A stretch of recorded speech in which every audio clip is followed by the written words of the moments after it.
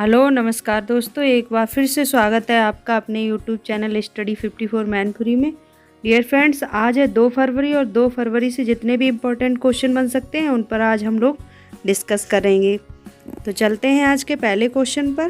पहला क्वेश्चन क्या है देख लेते हैं। हाल ही में भारतीय तटरक्षक बल स्थापना दिवस कब मनाया गया? तो हमारा जो तटरक्षक बल स्थापना दिवस है वो कब मनाया गया? तो ये मनाया गया है 1 फरवरी को। 1 फरवरी 2022 को हमारा भारतीय तटरक्षक स्थापना दिवस मनाया गया है। तो जान लेते हैं इसके इम्पोर्टेंट फैक्ट को। हमारा जो तटरक्षक बल स्थापना दिवस है इसके इम्पोर्टेंट फैक्ट क्या हैं इनके बारे में भी हम लोग डिस्कस करेंगे। तो देखिए, इसकी स्थापना कब हुई थी? 1978 में इसकी स्थापना हुई है, 1978 में। और इसका उद्देश्य क्या है? समुद्र सुरक्षा के उद्देश्य से इसकी स्थापना की गई है। इसका आदर्श वाक्य क्या है? भारतीय तटरक्षक बल स्थापना दिवस का आदर्श वाक्य है वयम रक्षामि, यानी कि हम रक्षा करते हैं। ठीक है, ये हमारे इम्पोर्टेंट फैक्ट हुए जो आप नोट कर लीजिए अपनी कॉपी पर। चलते हैं नेक्स्ट क्वेश्चन पर। नेक्स्ट क्वेश्चन है हमारा, हाल ही में रक्षा खुफिया एजेंसी का प्रमुख किसे नियुक्त किया गया है? तो देखिए, हमारी जो खुफिया एजेंसी है इसका प्रमुख किसे नियुक्त किया गया है? अभी हाल ही में JB रेड्डी को प्रमुख नियुक्त किया गया है। Option A is the right answer. इसके इम्पोर्टेंट फैक्ट के बारे में भी जान लेते हैं। इसकी स्थापना कब हुई थी खुफिया एजेंसी की? खुफिया एजेंसी की स्थापना हुई है 1968 में। स्थापना हुई 1968 में। और इसका नाम क्या है? रिसर्च एंड एनालिसिस बिग, जिसे रॉ कहते हैं, हम रॉ भी कहते हैं इसे। और ये कब की गई थी? भारत चीन युद्ध हुआ था जब, एंड भारत पाकिस्तान युद्ध हुआ था, तो जब ये दोनों युद्ध हुए थे उसके बाद इसकी स्थापना की गई थी। ठीक है, तो चलते हैं नेक्स्ट क्वेश्चन पर। नेक्स्ट क्वेश्चन है हमारा, केंद्रीय वित्त मंत्री निर्मला सीतारमण ने बजट 2022-23 पेश करते हुए कहा कि किसी भी तरह के वर्चुअल डिजिटल असेट्स के हस्तांतरण से होने वाली आय पर कितने प्रतिशत का टैक्स लगेगा?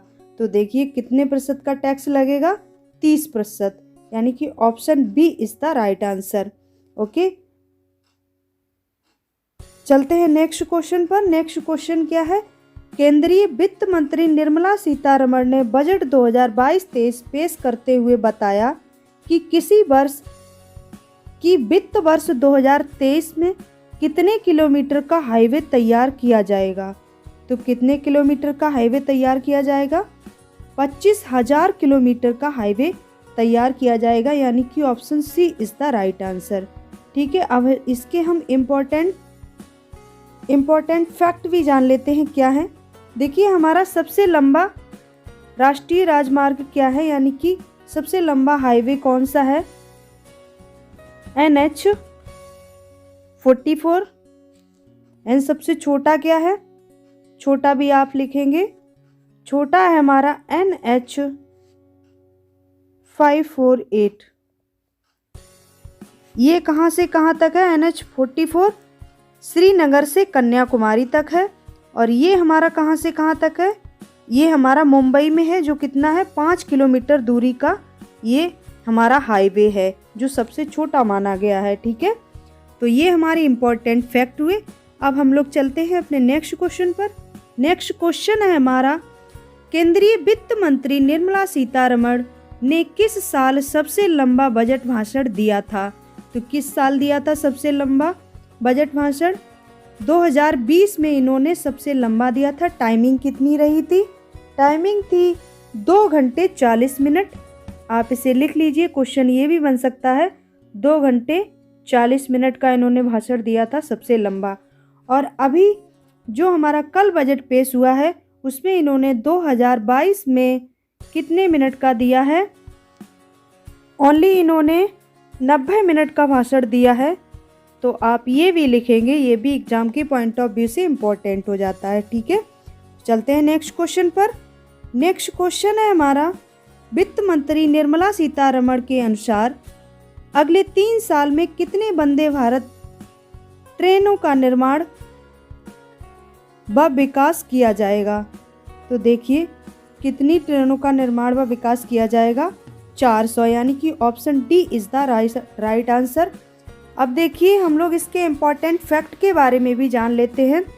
तो हमारी जो पहली ये क्वेश्चन बनता है कि पहली हमारी वंदे भारत ट्रेन कब चली थी? तो कब चली थी?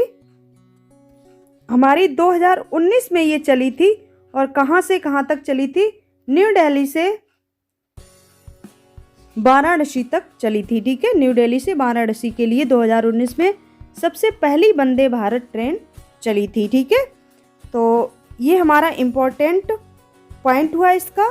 अब देखिए इसकी स्पीड कितनी होती है? वंदे भारत ट्रेन की स्पीड होती है, ये भी आप लिखेंगे, स्पीड होती है 180 किलोमीटर पर हावर।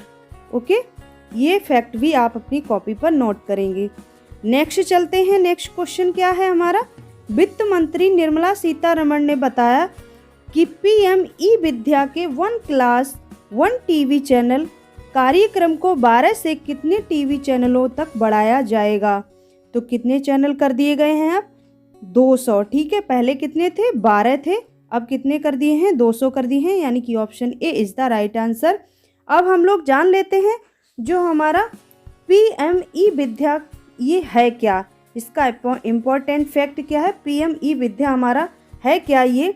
तो ये हमारी एक योजना है जिसके अंतर्गत 1 क्लास 1 टीवी चैनल कार्यक्रम को चलाया गया है, जिसमें पहले 12 टीवी चैनलों के माध्यम से बच्चों को एजुकेटेड किया जाता था, बट अब कितने कर दिए गए हैं? 200 कर दिए गए हैं। ठीक है, तो अब 200 टीवी चैनल हो गए हैं जिनके माध्यम से बच्चों को एजुकेटेड किया जाएगा। ठीक है, चलते हैं नेक्स्ट क्वेश्चन पर। नेक्स्ट क्वेश्चन हमारा क्या है? वित्त मंत्री निर्मला सीतारमण के अनुसार अगले 3 वर्षों के दौरान कितने पीएम गति शक्ति कार्गो टर्मिनल विकसित किए जाएंगे?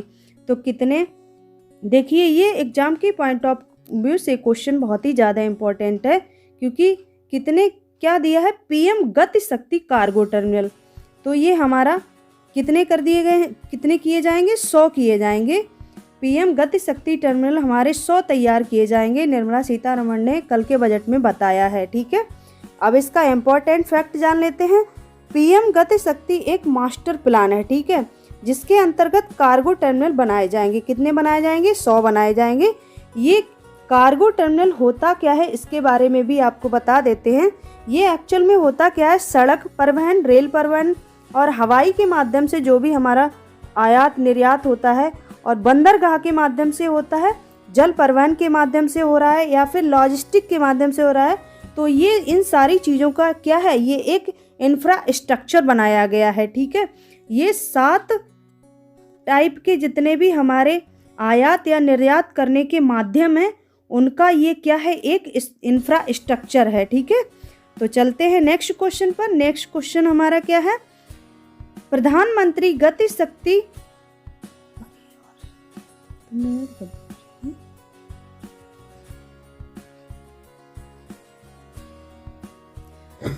आर्थिक, नेक्स्ट चलते हैं। नेक्स्ट क्वेश्चन क्या है हमारा?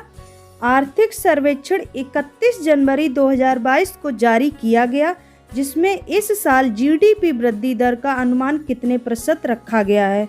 तो कितने प्रतिशत रखा गया है? 9.2% अनुमान लगाया गया है जीडीपी ग्रोथ रेट का। ठीक है, तो क्वेश्चन हमारा इसमें option is B is the right answer. Okay, चलते हैं नेक्स्ट क्वेश्चन पर। नेक्स्ट क्वेश्चन आज का हमारा है हिस्ट्री ऑफ द डे। तो आज के दिन की हिस्ट्री के बारे में भी हम लोग जान लेते हैं। देखिए आज ही के दिन यानी कि 2 फरवरी के लिए 2 फरवरी 1889 में भारत की एक प्रख्यात गांधीवादी स्वतंत्रता सेनानी और एक सामाजिक कार्यकर्ता राजकुमारी अमृत कौर का जन्म हुआ था। ठीक है, राजकुमारी अमृत कौर को 20वीं सदी की सबसे प्रभावशाली महिलाओं में शामिल किया गया था। ठीक है, और नेक्स्ट हम लोग हिस्ट्री ऑफ द डे जान लेते हैं। आज ही के दिन यानी कि 2 फरवरी 1814 ईस्वी में कोलकाता में भारतीय संग्रहालय खोला गया था। जो दुनिया में सबसे पुराना संग्रहालय में से एक है। ठीक है, ये भी एग्जाम के पॉइंट ऑफ व्यू से क्वेश्चन बहुत ज़्यादा इम्पोर्टेंट है। यह एशिया का सबसे पुराना संग्रहालय है। ठीक है, ये हमारे एशिया महाद्वीप का सबसे पुराना संग्रहालय है। नेक्स्ट देख लेते हैं।